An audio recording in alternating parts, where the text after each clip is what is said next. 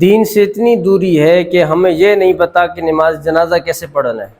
اتنی دوری دین سے، یہ نہیں پتا کہ نماز جنازہ کیسے پڑھنا ہے۔ اگر اس میں کچھ چھوٹ جائے پھر اس کو پورا کرنا ہے، یہ کیسے ہمیں کرنا ہے؟ چونکہ 4 تکبیر ہیں، یہ فرض ہوتی ہیں نماز جنازہ میں۔ میں آپ کو بتاتا ہوں کہ 4 تکبیریں ہیں، یہ فرض ہیں۔ پہلی تکبیر کے بعد ثنا، دوسری تکبیر کے بعد درود پاک، اور تیسری تکبیر کے بعد اگر بڑا ہو، بڑا آدمی ہو تو اس کے لیے اللہم اغفر لنا حیتنا و میتنا، یہ دعا۔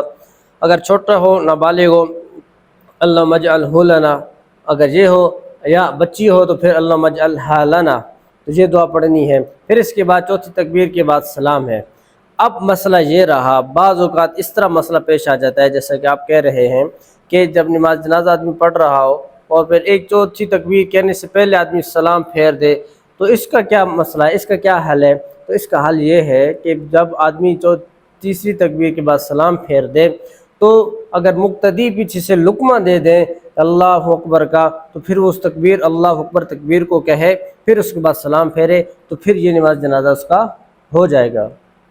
اگر اس نے ایسا نہیں کیا تو جنازہ نہیں ہوگا۔ 4 تکبیرات کا کہنا فرض ہے۔ تو دین سیکھنے سے آتا ہے۔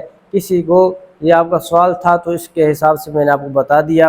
تو لہٰذا زندگی سیکھیں، دین سیکھیں، مسائل سیکھیں، علم سیکھیں، تاکہ کچھ شعور ہو، کچھ چیزیں اچھی ہو جائیں، کچھ نظام اچھا بن جائے۔